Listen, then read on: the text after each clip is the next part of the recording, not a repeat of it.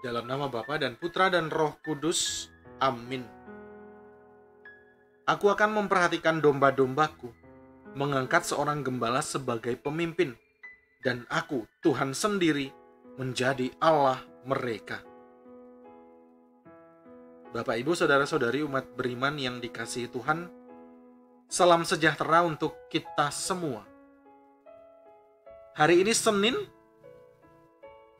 peringatan wajib Santo Yohanes Chrysostomus, uskup dan pujangga gereja.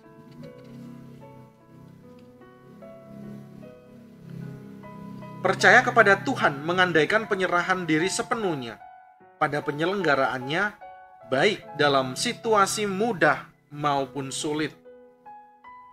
Santo Yohanes Chrysostomus menghadapi situasi tidak mudah dalam hidup karena intimidasi dari kekaisaran, tetapi ia tetap mewartakan Kristus. Khotbah-khotbahnya telah mengubah banyak orang. Itulah sebabnya ia dikenal sebagai si mulut emas. Pewartaan yang kita tekuni dalam kesulitan pasti menghasilkan buah melimpah. Umat beriman, sebentar lagi kita akan mendengarkan sabda Tuhan. Mari kita hening sejenak. Kita siapkan hati agar layak dan pantas mendengar sapaannya yang kudus. Haleluya, haleluya, haleluya, haleluya, haleluya, haleluya. Begitu besar kasih Allah akan dunia ini, sehingga ia mengaruniakan anaknya yang tunggal, supaya setiap orang yang percaya kepadanya beroleh hidup yang kekal. Haleluya, haleluya, haleluya, haleluya, haleluya, haleluya. Semoga Tuhan beserta kita sekarang dan selama-lamanya. Inilah Injil suci menurut Lukas. Dimuliakanlah Tuhan. Pada suatu ketika, setelah mengakhiri pengajarannya kepada orang banyak, masuklah Yesus ke Kapernaum. Di situ ada seorang perwira yang mempunyai seorang hamba yang amat ia hargai. Hamba itu sedang sakit keras dan hampir mati.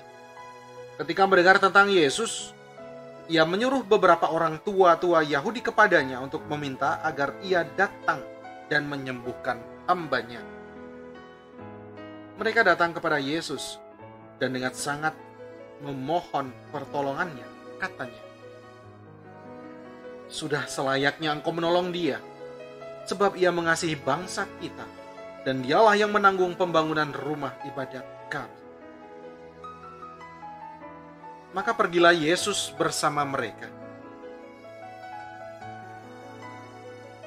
Ketika Yesus tidak jauh lagi dari rumahnya, perwira itu menyuruh beberapa sahabatnya mengatakan kepada Yesus, "Tuan, janganlah bersusah-susah, sebab aku merasa tidak layak menerima Tuan dalam rumahku.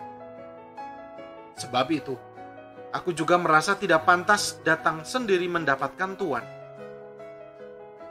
Tetapi katakanlah sepatah kata saja, maka hambaku akan sembuh. Sebab aku pun seorang bawahan, dan di bawahku ada pula prajurit. Jika aku berkata kepada salah seorang, 'Pergi,' maka ia pergi, atau kepada yang lain, 'Datanglah,' maka ia datang. Dan jika aku berkata kepada hambaku, 'Kerjakanlah ini,' maka ia pun mengerjakannya." Mendengar itu, heranlah Yesus akan dia. Sambil berpaling kepada orang banyak yang mengikutinya, ia berkata, "Aku berkata kepadamu, di Israel pun iman sebesar itu belum pernah kujumpai. Setelah orang-orang suruhan itu kembali ke rumah, mereka mendapati hamba yang sakit itu sudah sehat kembali. Demikianlah sabda Tuhan. Terpujilah Kristus.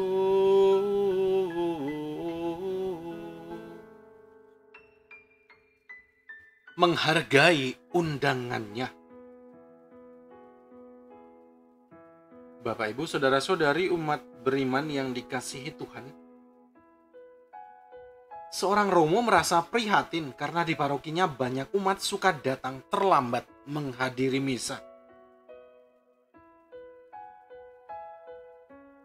Maka ketika memimpin misa hari Minggu, Romo itu bertanya kepada umatnya, "Mengapa Bapak Ibu suka datang terlambat menghadiri perayaan Ekaristi?"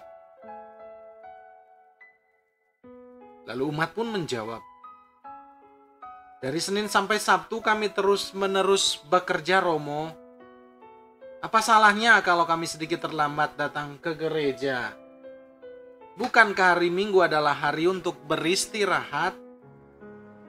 Maka Romo pun berkata, "Oh, kalau begitu mulai hari ini, saya izinkan Bapak Ibu semua untuk tidak menghadiri misa sama sekali. Beristirahatlah sepuas-puasnya. Toh sesungguhnya kalian tidak layak untuk berjumpa dengan Tuhan.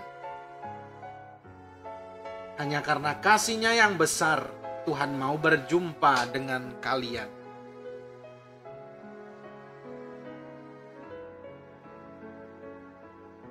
"Ya Tuhan, saya tidak pantas Tuhan datang pada saya. Tetapi bersabdalah saja, maka saya akan sembuh." Kata-kata ini kita ucapkan sebelum menyambut tubuh Kristus dalam perayaan Ekaristi. Kata-kata ini disadur dari ucapan seorang perwira Romawi di Kapernaum yang memohon kesembuhan hambanya dari Tuhan Yesus.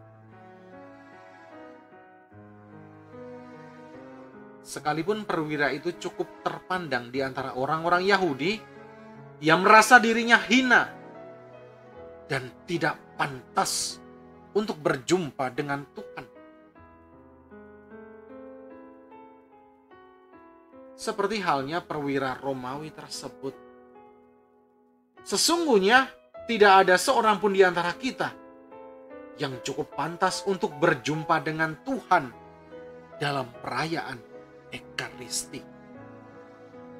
Kita semua adalah manusia yang hina karena dosa. Sedangkan Tuhan Yesus adalah Allah yang Maha Kudus.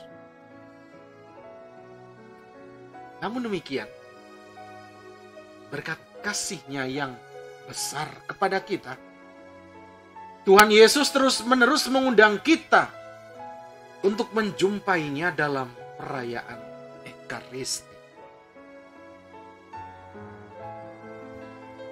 Umat beriman, pada hari ini kita memperingati Santo Yohanes Chrysostomus. Ia selalu merindukan perayaan Ekaristi karena rasa syukurnya yang mendalam atas kasih Allah yang begitu besar kepadanya. Semoga kita juga mampu menghargai cinta kasih Allah sehingga selalu rindu untuk berjumpa dengannya dalam perayaan Ekaristi. Amin.